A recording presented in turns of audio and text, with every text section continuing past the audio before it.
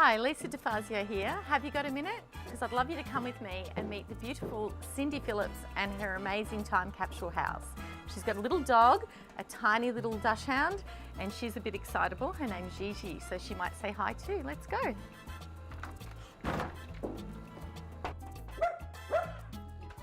Hello, how are we?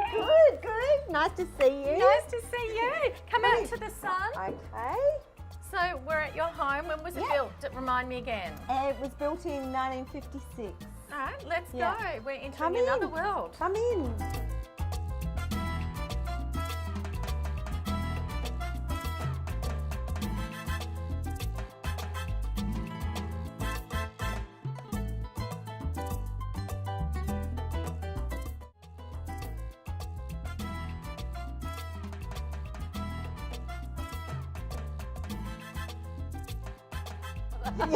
Well, cheers. Cheers, darling. So thank you for inviting me today, Cindy. It's been lovely. Tell me about the house. Well, our house was built it was designed in 1949, apparently, from the original plans that I've got. And it was built in 1956. So I think this area was part of a returned soldiers' estate. Yeah. So this is Bentley. Yeah. Yep. This is East Bentley. East Bentley. Yeah. Okay, yeah. The Paris end. Yeah. So the soldiers were given a certain amount of money to build houses when they got home, and this was a typical area in suburban Melbourne. So yeah, this was built in '56, which was the year of the Melbourne Olympics. So you've got that amazing light in the hallway, and you were explaining to me that that's actually part of the Olympic torch. Yeah, that is an Olympic flame with the Olympic ring around it. Because I've seen them for years, forever, and they're becoming harder and harder to find, because I think a lot of people buy these homes and kind of update them. Yeah. And having that explained, it sort of means so much more. And I really want to talk about the original glass that you've got throughout the house as well. Yeah. So you've got the double panelled doors. Yeah. And there's a really strong Australiana theme throughout I know. the house. It was when I first walked into this house. I loved it because of that. It just had a great feel about it, but it also had all these great little Australiana touches, and one of them was the light, but also the wallabies on the doors. Yes, hopping through very contently with the Australian bush. Well, yeah, and the gum trees Yeah, they they're are. hopping around, which is really sweet. And I really love in your bedroom you've got that amazing light fitting that's part of the house too, and that's kind of got, is it almost Aboriginal art? Yeah, it's kind of like a symbolic or almost cartoony version of, which is very 50s, of the Australian yeah, it's gorgeous. And again, those sort of things would always be sort of, they get lost along the way. But what I love about your house is it has all those key, you know, those things that sort of really truly anchor it into its time. And I think, so this is Gigi, is that right? Gigi. Hi, Gigi. Now tell me about your backyard, Cindy, because it's amazing as it is, but I know it wasn't always like that. No, it was the classic 50s backyard with the lawn and the apple tree, orange tree, and lemon tree. Did you have your hoist as well? Massive.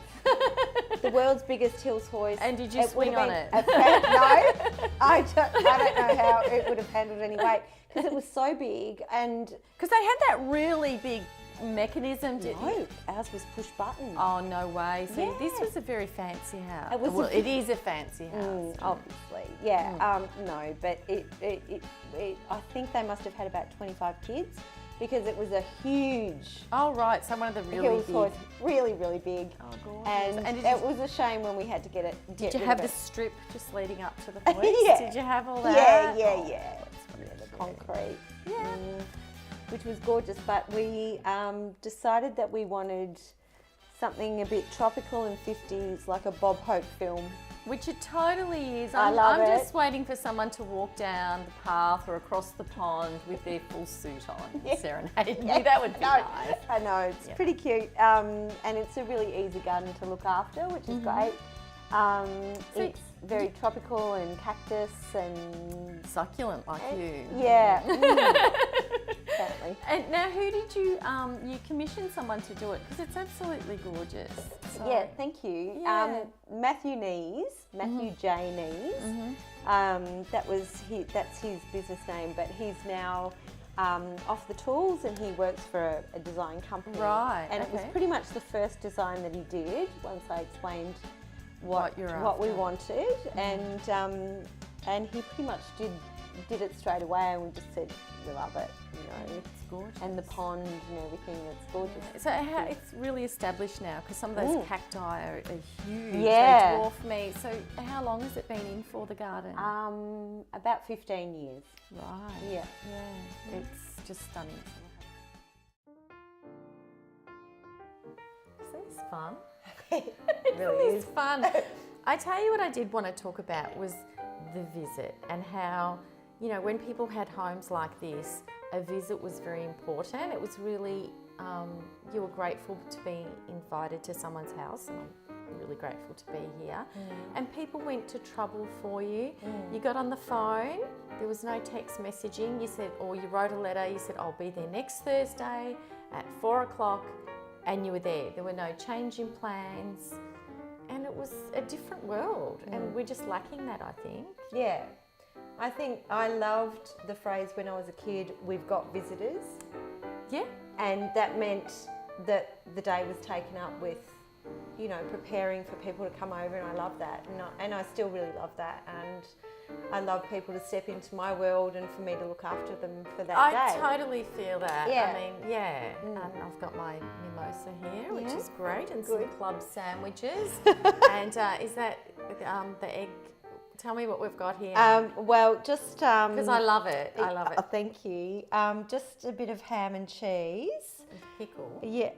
No, that's a whole meal, because I've done the ribbon, like with the three different breads. Yep. Very nice. And just some egg salad. Oh, lovely.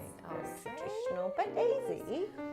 But no one goes to that trouble anymore. Like, people buy in, or you tend to go out for dinner. I love having people over. Me too. I much prefer to have people over than go out. Well, it's cheaper and it's just more fun. You can stay as long as you want. You can make as much noise as you want, and play the music that you want to play. That's very true. Yeah, that's really important. And if you end up dancing around the lounge room, then that's good too. Well, see, that's all that used to happen. And I tell you what else I miss. I miss the women and men standing next to each other, washing dishes and drying them. Yeah. It was kind of like a ritual, and all those conversations that had by that time of the day or night were a little bit meatier and a little bit more intimate, weren't they? Because you kind of had been all nice, and so I think all those traditions being gone, you lose the intimacy of friendships, and I don't know, it was very different. I think the ritual thing is, you're right. It's all a part of it. It's sort of silent now. It's like, if you go around to someone's house, if you order in, and it's all done for you, and all of that. So I think everyone being a part of it and bringing food over, or everyone being involved in the cooking, which is really fun. Yeah, I do that a lot with some of my girlfriends, and it's just so much more fun, and you can stay up as late as you want, and I love it. True.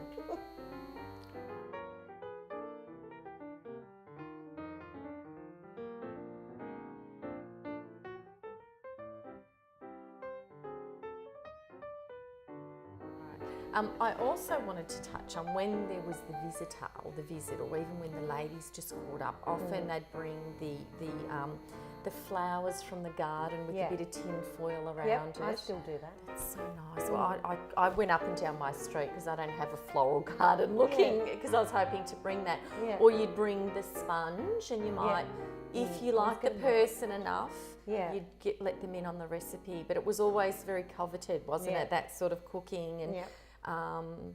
Your special recipe that you only do for a certain, certain people, And that was Yeah. your bragging rights, wasn't it? Someone does the good trifle, someone Yeah. else does, you know, pav. a pav. Yes, I'm a bit famous for my pav. Are you really? Well, I do a mean sponge, but Yeah. funnily enough, it was at a ladies' lunch and they were all in their 60s. And I had this sponge and it just took me back to my grandparents. Yeah. And she said the recipe was so simple. I wrote it down and everywhere I make it and take it. People love it. Yeah, fail free, like Yeah. fail proof. Yes. Yeah, Yeah, absolutely. absolutely. Yeah. Used to cooking. Mm-hmm. We're going to have our own show. So, and another thing, you'd take a cutting from your garden, wouldn't you? I know. Like, here's a Beautiful. bit of the... The roses are out, and yeah. And all I love those really old-fashioned flowers. So I love your, is it your fuchsia and the hanging Yep. pots and all that sort of stuff? Yeah, beautiful. Roses, I like, when my birds of paradise are out, I always take a big bunch of those because they just keep coming back. Really? And, yeah, and they're kind of dramatic and you They feel are, like they're you're giving gorgeous. quite a substantial gift. And kudos for this floral arrangement, because Thank that's you. another thing that I think really typifies a time is the floral arrangements that we're in. It's a really strong reflection, or the bouquets people sort of carried when they got married. And we'll have to talk about your artwork as well. Yeah. With the Oh yeah. the corsage Yeah, after the sure. prom. Yeah, absolutely. Yeah. Yeah. But I put that one together just from the garden. And I just So bought that's the actually gladdies. they're gorgeous. But I do love gladdies because they're just so 50s and they Yeah, they suit are, the they're house amazing. and they're kind of elegant and lovely. Absolutely. So I like a bit them. like our good selves. Absolutely.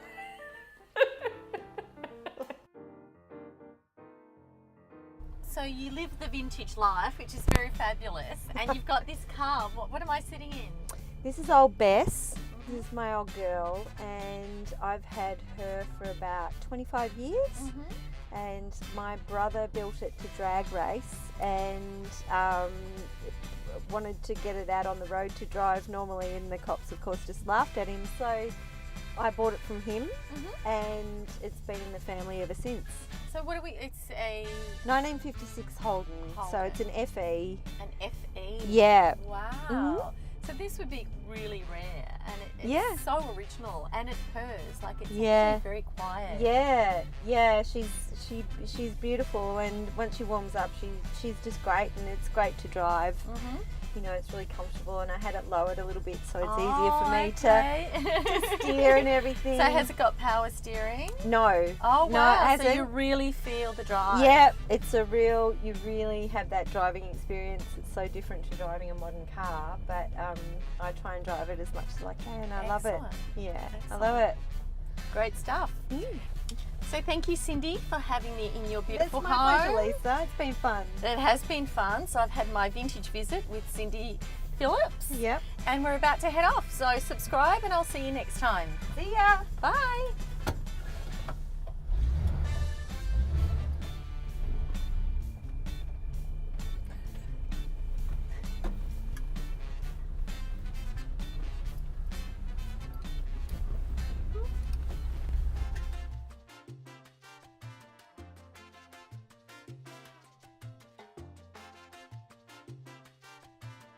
Thank you for having me in your wonderful home. My pleasure. And for giving me a lift home in this. I said, give me a lift home. I'll do that again. All right, hang on. It's starting.